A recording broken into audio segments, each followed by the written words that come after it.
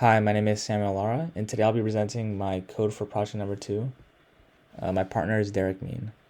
So our code began with a list of constant variables that are going to be used throughout the program, and it's mostly used to find the amount of money billed for each customer code.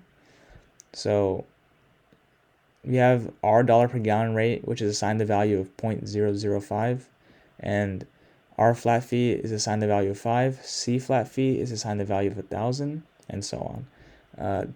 All these values represent the dollars. So the next lines of code prompt the user to enter the customer code, beginning meter reading, and ending meter reading. So the customer code is just a string, and you're supposed to input the letter C, the customer code C, R, or I, and it can be in lowercase or uppercase. And the beginning meter reading and ending meter reading are integers. Now, in order to find gallons, we need to subtract the ending meter reading by the beginning meter reading and divide the difference by 10. So we accomplish this by using if and elif statements. So if the ending meter reading is greater than beginning meter reading, then gallons is assigned the value of ending meter reading minus beginning meter reading divided by 10. However, trouble arises if beginning meter reading is greater than ending meter reading. So we need to find out a way to add a 1 to the beginning of ending meter reading's value. So we add 1 billion, and that solves the problem. And you do the same thing, you add or you subtract ending meter reading's new value by beginning meter reading and divide that by 10. So to determine the amount of money billed, we need to use the amount of gallons and the correct constant variables for each respective customer code. And once again, we use if and elif statements to achieve the money billed. So if the customer code is equal to lowercase r or customer code is equal to uppercase R, then the money billed is just the R dollar per gallon rate times gallons plus the R flat fee.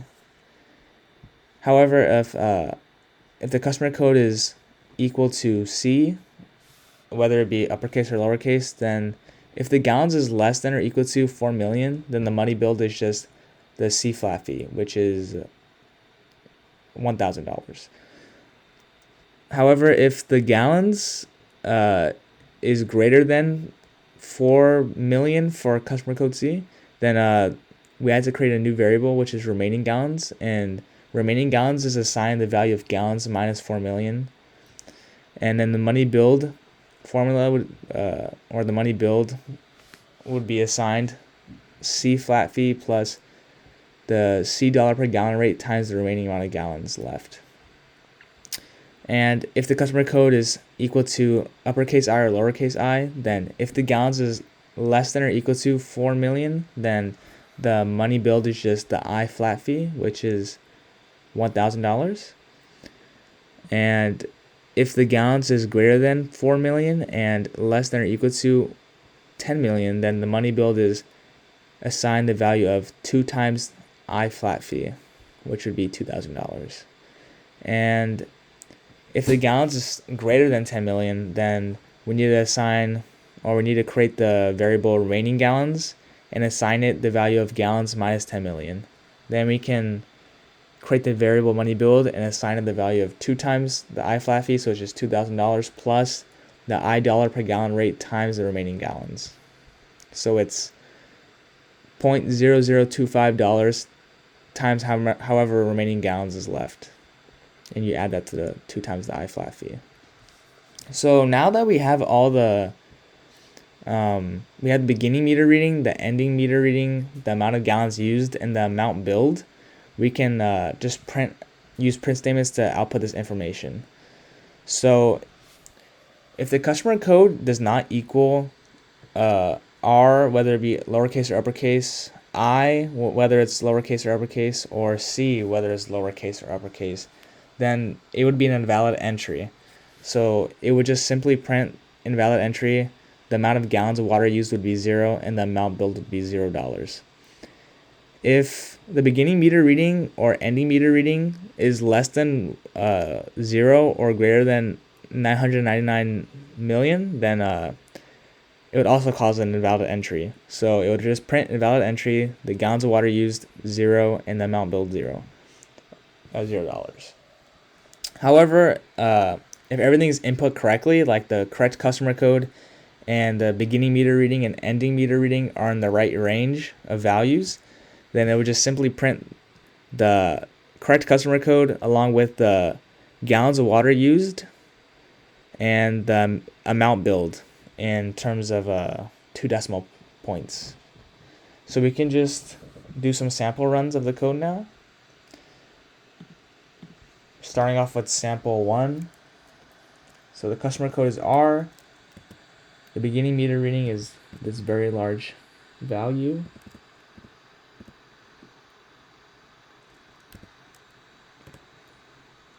The ending meter reading is also this large value.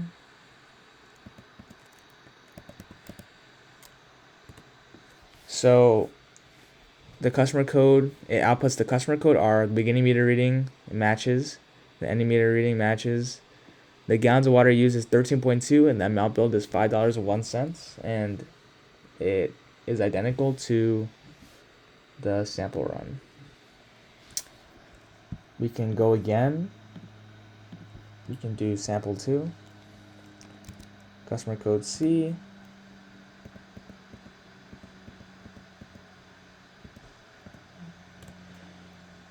Ending meter reading number.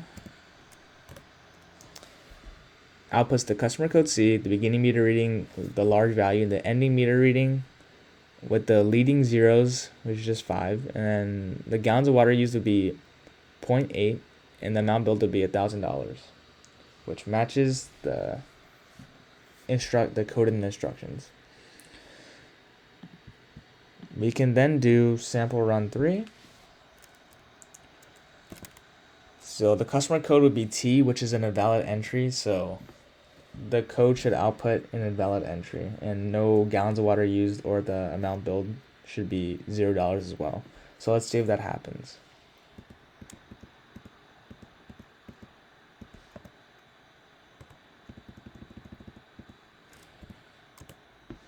So it outputs customer code T. The beginning meter reading, it matches. The ending meter reading matches. However, since customer code T is not a valid code, it prints also invalid entry. The gallons of water used 0, and the amount billed $0. We can also do sample run 1 again, but use the uppercase R to show that it actually works.